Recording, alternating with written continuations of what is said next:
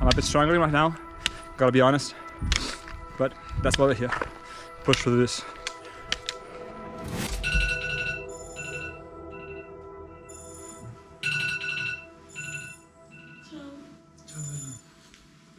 This is me, waking up at 3 AM in the morning of my first 100k trail race.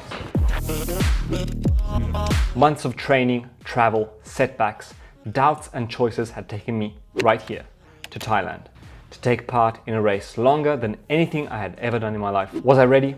Who knows? Had I done everything in my power to be ready for this event? Definitely. In this moment, the morning of the race, all these doubts kept on flooding my mind. I was about to take on Inthanon by UTMB, Elephant 100.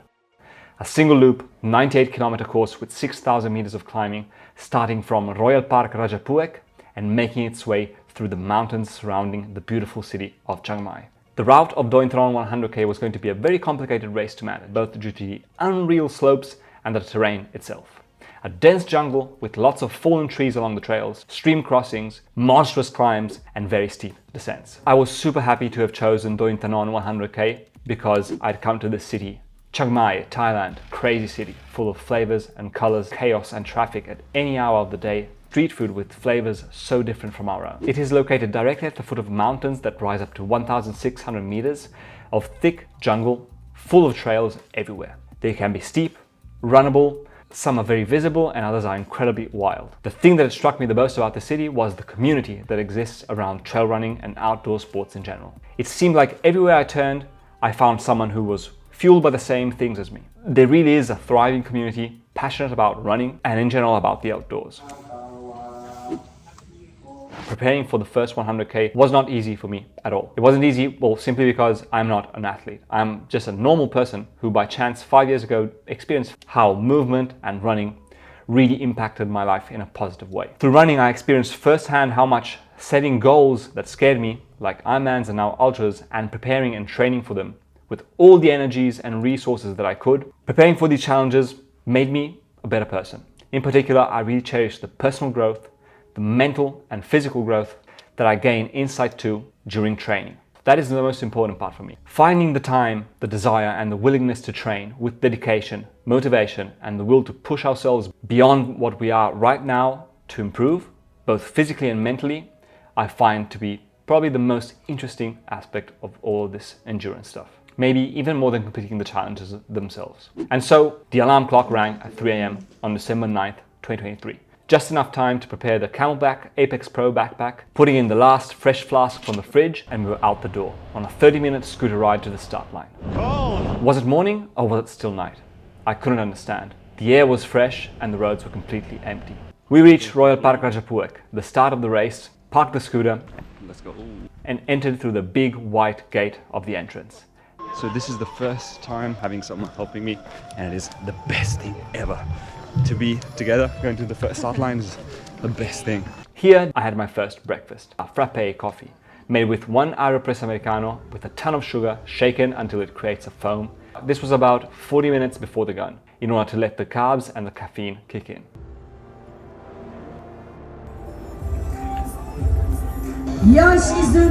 As I stood at the start line, the magnitude of the task at hand actually hit me. Running 100 kilometers in the mountains with 5,000 meters of elevation gain. To be honest, I felt like a fool. I'd wanted a challenge to push me further than ever before, but this time I really thought I'd bitten off more than I could chew. I didn't even own running poles until a month ago. The training went so-so. This time I think I really dared too much. I really don't know if I'll be able to finish today. I'll be there. Just like that, I kissed Brina one last time and made my way into the starting chute, right in the middle. And in the darkness at 5 AM, the gun went off. At that point, I left all my doubts behind me and I just tried to enjoy the moment.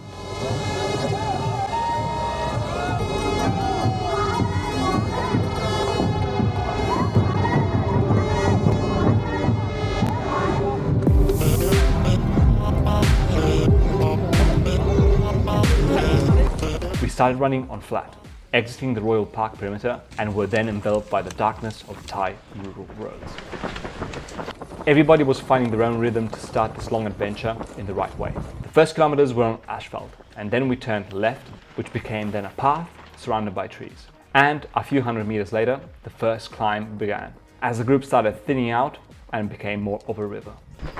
First climb, let's go. The first climb is pretty long and is entirely a single track immersed in the jungle. Trees, roots, some loose stones, but a very pleasant climb. We went up and up.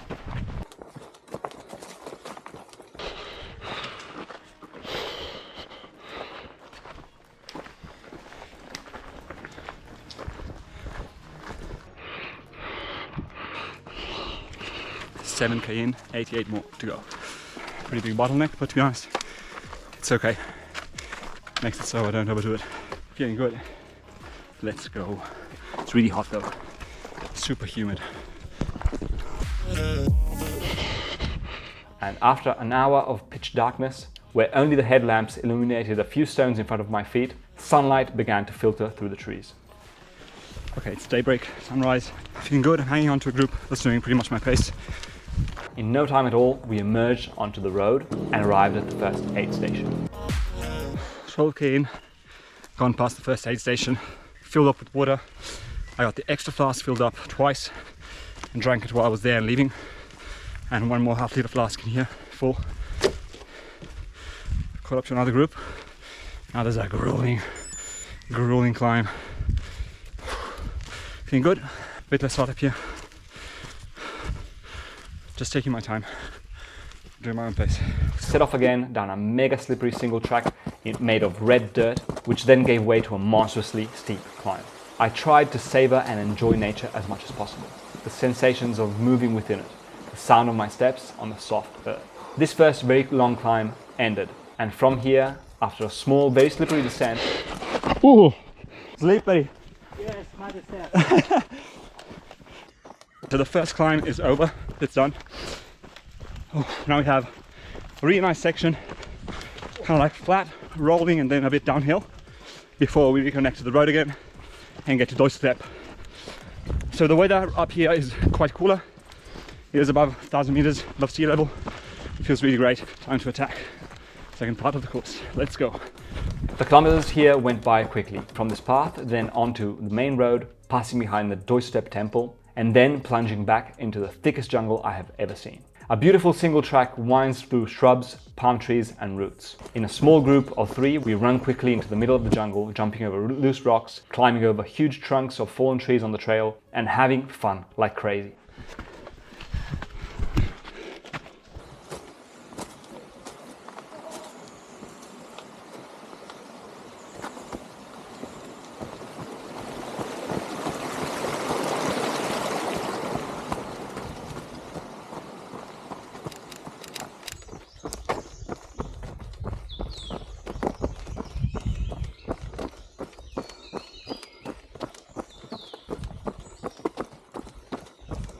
This small group thinned out, and after briefly taking a wrong turn, I tackled a very steep and tough climb, which I did in the company of Dan, an Australian guy. We climbed at a moderate intensity, chatting about races and being both aware that it's going to be a very, very long day, and that how we tackled and paced these first climbs could impact our tiredness hours later. We arrived together at the aid station at kilometer 24, where I stopped very briefly and then set off alone again for a technical and very steep descent, which I always took conservatively. It was too long of a race to allow myself to twist an ankle so early. The only goal today was to get to the final finish, and risking getting hurt now is not a great idea. This descent was hellish, steep, slippery due to the loose gravel, with deep dirt sections in the middle of enormous roots. This was a part of the course in which I needed to be extremely concentrated. This was a new type of concentration, however, that I had never experienced before this preparation because it also requires a flow component. On trails descents, some of the things that I learned in the past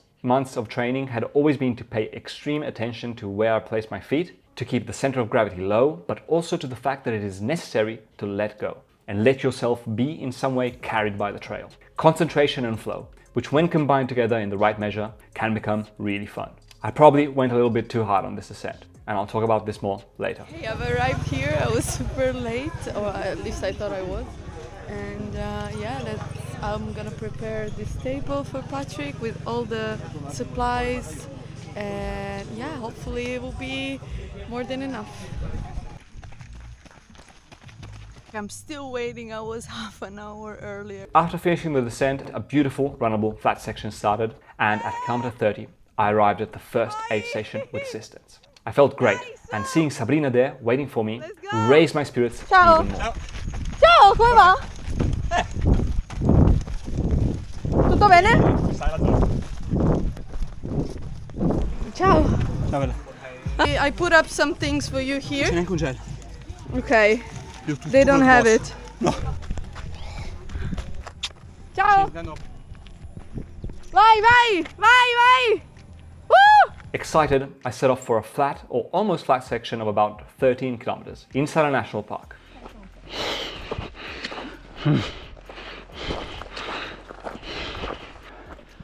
Okay, so we are 5 hours in, 36k. Just went by the aid station where I could see Brina. Filled up, got in like 3-4 gels because they have none at the aid stations. Now we are out here in this really dry section.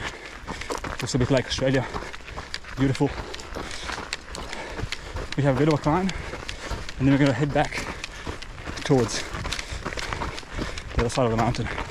Let's go. Here, I shared a few kilometers with a girl from Hong Kong, also doing her first 100k.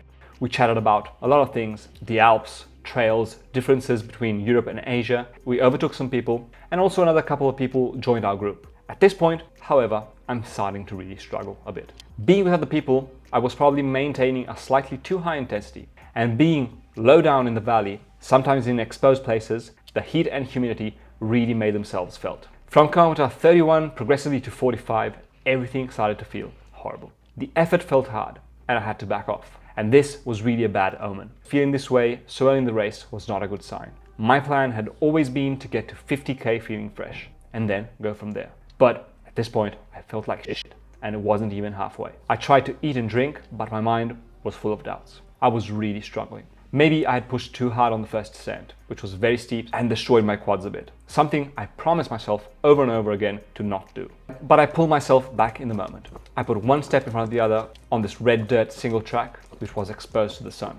I made my way out of the super thick jungle, and I was still struggling. And suddenly I arrived at the crossroads for a short out and back section of just 1 kilometer to finally get to the much needed aid station. The problem in this last section had been the heat. I finished all my fluids and I really needed to drink something. As I finally was heading towards some water, I saw all the runners who had already been to the aid station on the other side coming back. They were already refreshed and they looked great, and they were heading towards the rest of the race. How much I envied them for those short 500 meters. Come on, one last effort and then we can eat and drink. So we've just left the aid station at kilometer 40.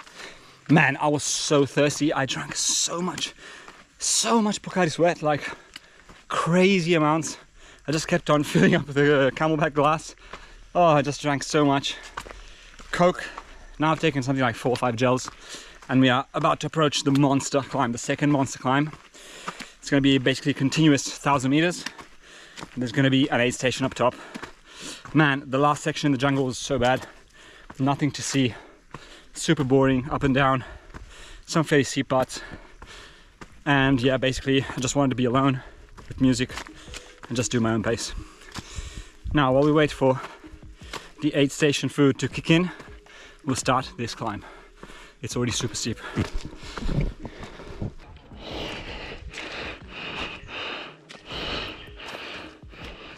Here alone, I began the second brutal climb, which was much worse than the first. It was a single track that starts out steep and then continues to get steeper and steeper. I think it was around 5 kilometers. Plus, the heat down here at the base of the mountain was really brutal. At this point, I just switched off my brain and I just focused on putting one foot in front of the other. And little by little, I started to pass exhausted people who had had to slow down and sometimes sit down due to the unreal slope that this climb is gradually taking on.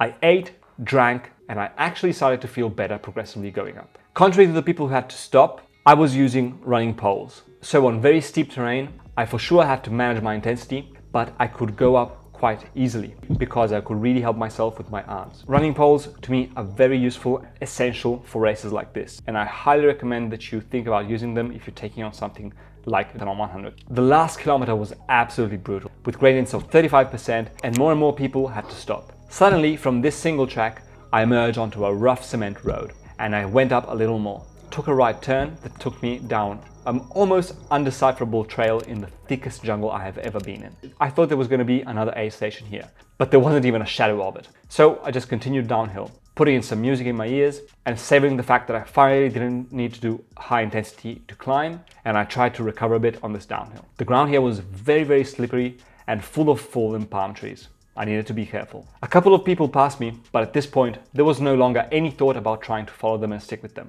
I had to listen to my body and follow the intensity it told me to sustain. This connection and expanded ability to really listen to my body and really tune into it was a thing that I had developed the most in the last few months of training. Both in discovering that I could do more sometimes, but also in having to accept my limits, dial back the effort, and listen to my body when it's asking me to slow down. During sessions alone in the mountains, I had often come face to face with these sensations, and I relearned to listen to them.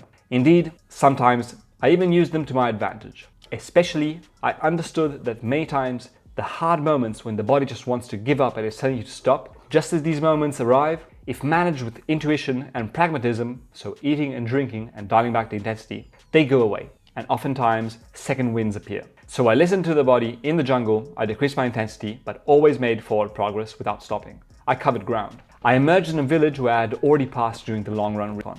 I quickly made a comparison with how I felt then during the recon and now. Now I was fine, all things considered. I'd recovered a little bit on this downhill and was feeling in better spirits. While during the training run, I was in the throes of a crisis with crazy hunger. Okay, this is a very good sign. Let's move on. I got to the halfway aid station, around kilometer 50, where I had access to my drop bag.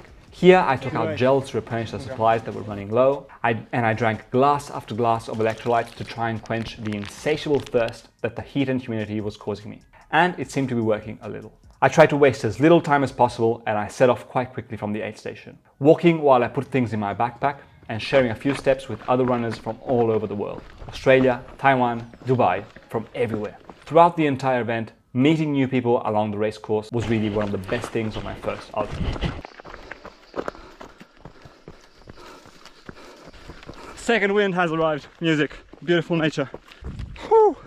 56k in, second wind. Let's get it.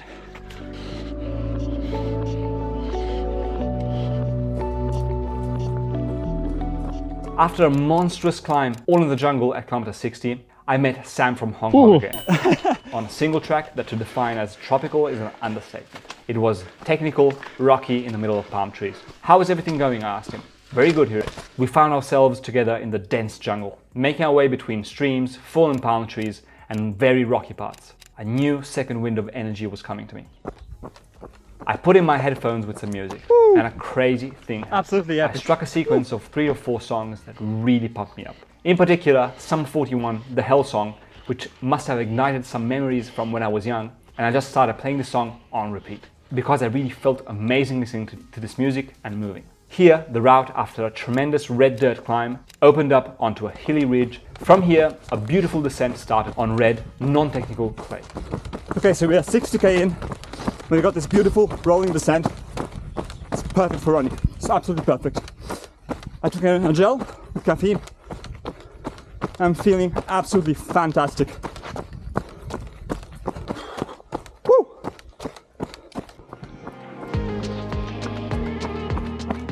Between kilometer 52 and 71, I was reborn. I felt better than in the beginning, and I felt a mix of emotions and gratitude that is really hard to explain. I literally could not believe that I was actually doing this. I could not believe that all the past months of training had actually worked out. I couldn't believe I was feeling so good, so far into the race. At this point, I had found my intensity, and I'd found other runners doing basically the same pace as me. So even here, I had some more really great chats and exchanges. Some moments I was alone, and when I was alone, I was locked in and felt a sense of presence in the moment that I'd rarely, if ever, experienced in my life. I felt like I was truly living and making 100% of the moment. Okay, so we just passed the checkpoint at kilometer 66. They say 64, but it's 66. And now we have a section to a village on this red dirt road. I'm feeling, I can't explain it, but I'm feeling fantastic. I'm feeling really good, to be honest. I'm feeling way better than kilometer 30. Probably backing off with the pacing. Hopefully it pays off, hopefully it pays off. So now we have this section, the village, then one absolutely monster climb, and then we'll be on the final downhill. Really looking forward to seeing Brina But yeah, so far I'm feeling extremely focused. I'm really feeling extremely focused. Let's go, let's get it.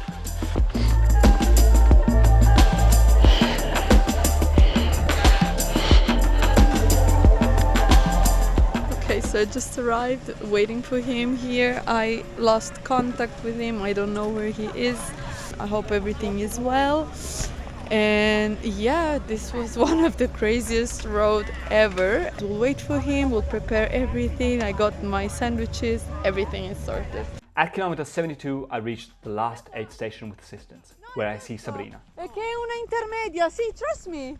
Corri, corri, corri con me. Completely unexpectedly. I thought the aid station with assistance was going to be the next one. This thing kind of freaked me out for a moment, and I thought I must have missed an aid station on the way, and I cut off the route. But no, my brain was simply undercarbed, underfueled, and it was starting to wobble for a moment, after already having run such a distance. Seeing Sabrina was very comforting.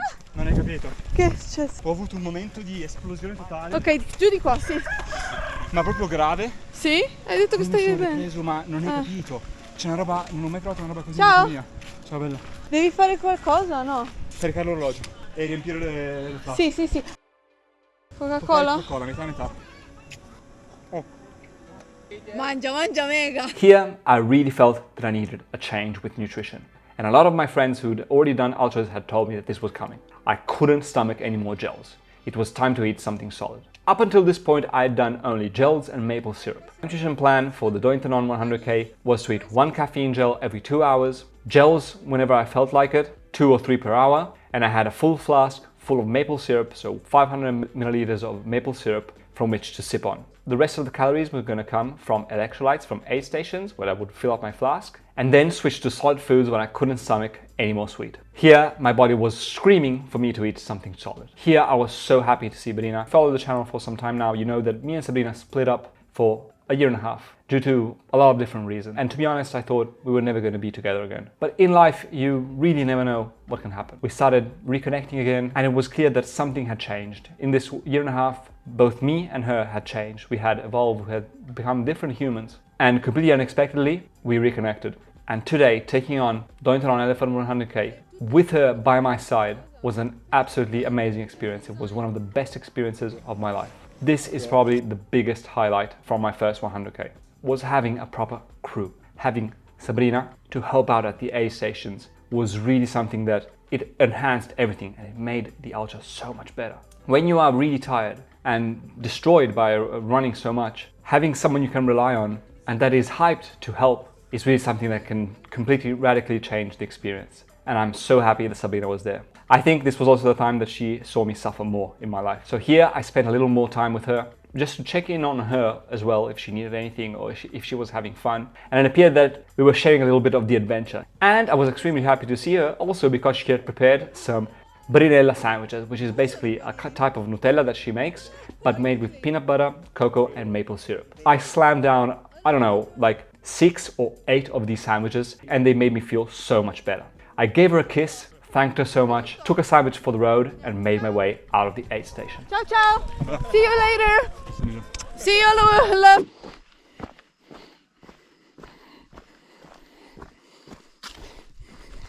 Okay, sunset is done. Back to night mode. 20k left. Let's go. From here, the 73rd kilometer, we were in completely unknown land. I had never run further than this distance. From here, I knew that anything could happen. I put my headlamp on and faced a hellish climb made of dirt to get out of this valley and make my way to the side of the mountain overlooking the city of Chiang Mai.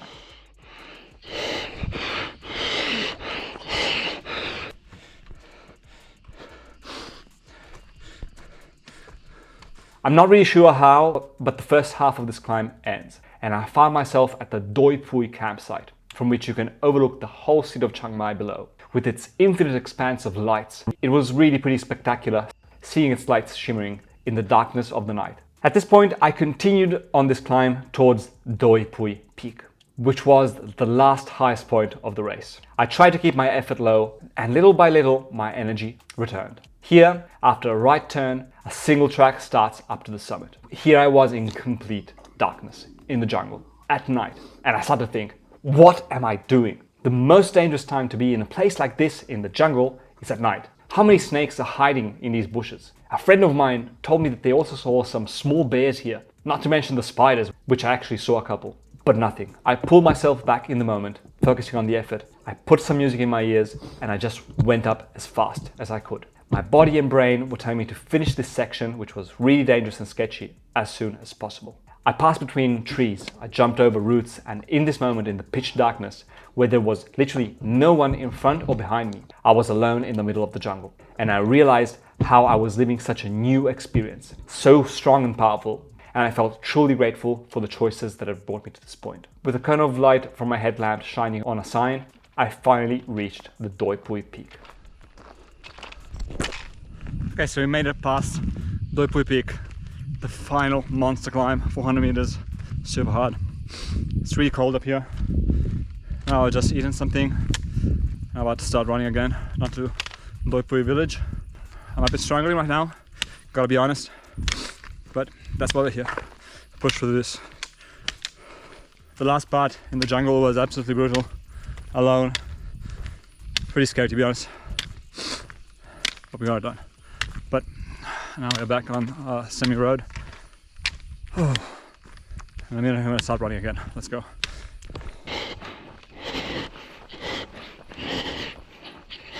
From here began an infernal descent. Very steep, dry and extremely slippery because of the loose rocks, all in the dark. My knees here started to ask for mercy, and I used the poles to try to make the descent a little more efficient.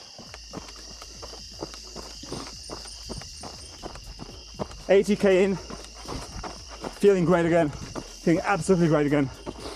We are on the beautiful single track. Right now you can't see anything of course. Woo! Let's go! Less than 20k to go.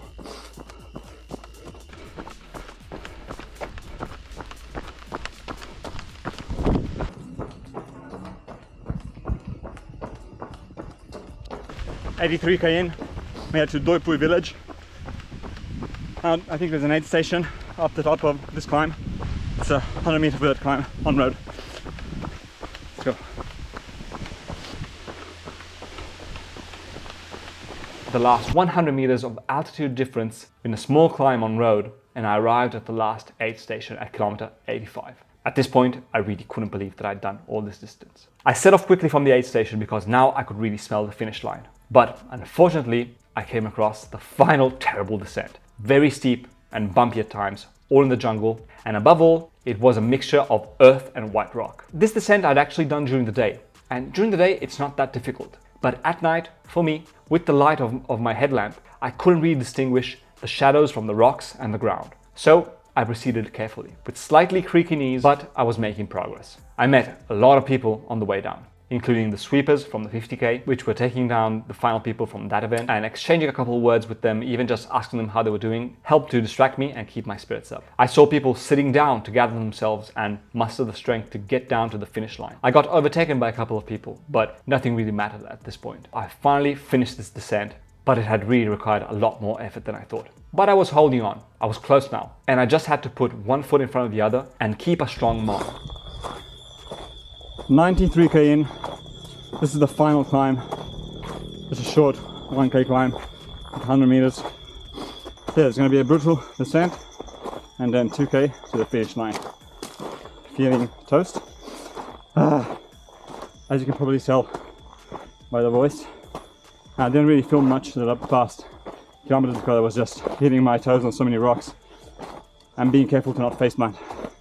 Okay, let's go. And then I finally found myself on a road. This was a section of road that I'd already done in training and which I knew led to Royal Park Rajapuek, where we had started. I felt really close now, but these last kilometers were eternal. I was slow, tired, and to be honest, I was just ready to take off my shoes and not take another single step again. So, I made it to the finish line.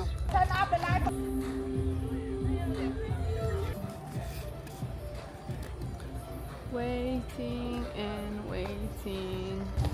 Where are you, Patrick? Where are you?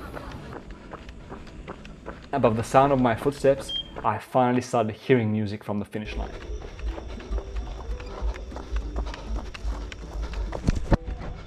happiest I've ever been to see a finish line. Oh, 700 meters to go. This was absolutely epic, guys. Can't recommend enough. But it is absolutely hardcore. It's so hardcore. Let's go.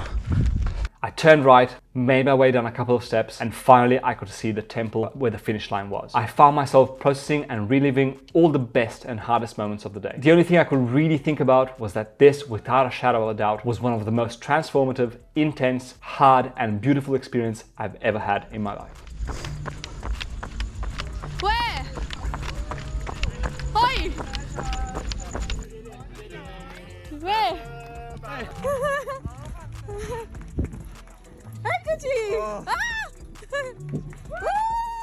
And with the last steps, I crossed the finish line. I opened my eyes as wide as I could to assimilate and grasp all the details from this moment, to try and remember them forever.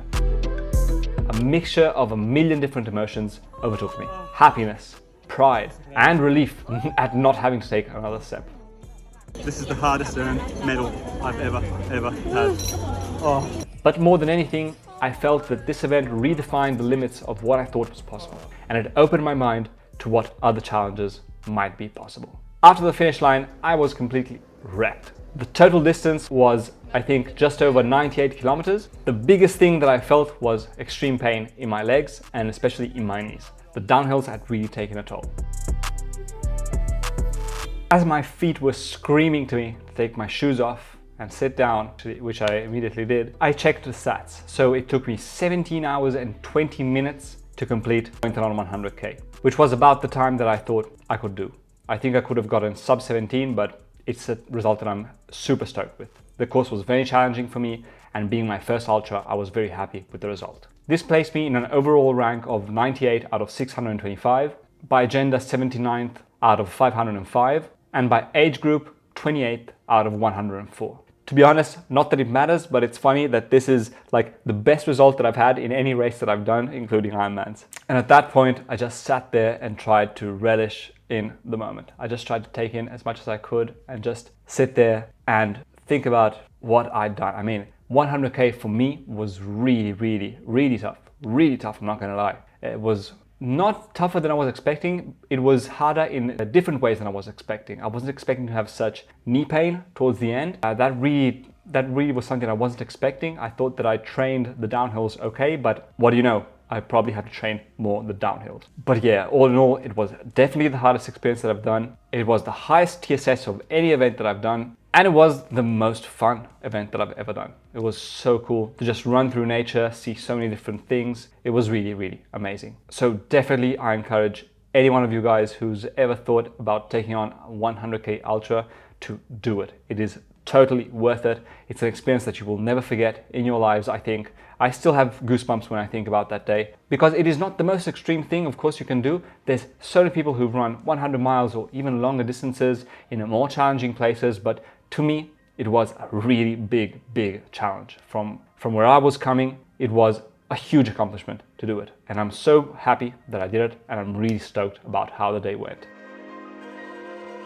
Could I have changed some things? Yes, definitely. And here are the biggest takeaways from the day and the things that I would change if I could go back. So the biggest things that I would change were, first off, pacing, and especially pacing downhill. I would pace my race a bit more conservatively in the beginning, especially on the downhills. I would take the first downhill less hard, because it isn't so much about heart rate, it's more about muscle fatigue. And I truly believe that if I had managed my muscle fatigue better on that first descent, I would have had more gas to tackle the last descent, which was actually really important, and where I just took so much time that I could have avoided, and I just suffered for more time for no good reason, to be honest. I definitely could have had more gas in the legs left for the last descent. So that is the thing that I'm going to change for the next time. Pacing the downhills better and training more for the downhills. The second thing that I would change if I could go back would be to have a lighter overall pack. I took the mandatory gear too literally, I think. I think I could have had a way lighter pack. Also with the batteries for the cameras that I use, I could have had like 2 on me, and I could have left 2 at the drop bags, and I could have very probably done away with a lot of stuff that I had in the pack. So definitely I'm going to try and shift towards having a lighter setup, because over the course of such a long distance or longer distances, every gram matters, because our body is supporting and carrying the weight. So every gram matters. This doesn't mean to become like anal about this stuff, but I'm really going to focus on having the lightest pack that I possibly can. Another thing that I would change if I could go back would be to change socks and shoes at the halfway point. The drop bag is super useful, and I would have taken more advantage of it, knowing what I know now and having experienced what I've experienced now. And I would have changed both socks and shoes, because I think it would have just provided a kind of like mental reset, also a physical and mental reset, which at the midpoint I think could have really helped mentally for the next part of the race and not have any chafing on my feet. Because my feet did end up with a little bit of carnage. There was a little bit like of burning spots, hot spots, caused probably by the fact that I didn't change the socks. Nutrition wise, I'm very happy with how it went, but here I would change that I would not carry so much stuff from the beginning, and I would rely more on the drop bag. Not on the aid station, because aid stations, I'm quickly realizing that in ultras you don't really know what's going to be there, but I would carry less stuff and I would have like a full kit ready for me at the drop bag so that I could just take on gels when I need them. I would always keep some emergency gels, but I wouldn't carry so much stuff like I carried for the race because it's all weight. Also, I think the 500 milliliter of maple syrup this time was a bit off. You know, I usually use 4 endurance products, but this time they couldn't ship them to me quick enough, so I had to rely on maple syrup, and it is really a bit too harsh of a flavor. So it was okay as it got more diluted, but at the beginning it was just too strong. So I would definitely start with diluted maple syrup and not with full-on maple syrup. Another big lesson that I learned was how much music can impact our overall energy values, our vibes, and how we are perceiving the moment. Music helped me a ton in this race, and I'm so glad that I had my headphones with me and that I could listen to music, because it really enhanced some parts of the course and it made me come out of some pretty dark spots when the right music would hit. It brought me to some really high highs, really euphoric at times, and yeah, it was amazing. So definitely recommend music when you take on events like this. Not all the time, but for some of it, it can really help. If you're thinking of taking on your first 100K, I would definitely encourage you to choose a course that suits you. I made a big mistake, to be honest, with Inthanon Elephant 100K, because it is not a course that suits me. It's hot in some places. It is extremely steep uphills, which I'm good at, but it has extremely steep downhills, which I'm not good at. And they really took a massive toll on my body. So be smart. Choose a course that can be probably a bit of easier course would be better. I'm super glad that I did this because it was a big challenge, and I think I had some pretty massive breakthroughs on what I can do and what I need to be working on. But probably a slightly easier race with more rolling terrain and with a like normal temperature, not in the tropics, would have been great. But if you watch the past videos, you know that I didn't really have a choice, and this was the last race for 2023 to basically get running stones. And it was a really cool opportunity, to be honest, because I was going to go to Asia anyway. So it was a nice way to unite everything and go to Asia, do an ultra. I was already fit because I've trained so much that year. So I'm really happy how it went. But if I could go back, I would choose a little bit of an easier race. It's not going to be that much easier, I mean, because it's always a 100K, but it might be a little more gentle on the quads and that kind of stuff. The things I did nail, I think the gear, the pack was very good. So I used the Camelback Apex Pro pack, 12 liter. Now it's available to buy. I was testing it out for the Camelback Italian PR firm, and that pack is absolutely awesome. Highly recommend it. I'm still using it now, and I'm going to be using it for my next ultra. But in any case, even if you choose another pack, just make sure it has a ton of storage and can carry a lot of things, because there is quite a lot of stuff to carry, and definitely shop around and see which pack works best for you. Also, nutrition, I think I nailed quite solidly. It went quite well. I never felt like extreme bonks. I never had to stop. I always felt kind of well fueled. The one thing that I didn't really nail was the electrolytes. They only had Pocari Sweat or a very similar product at aid stations. And man, I never want to drink a Pocari ever again in my life.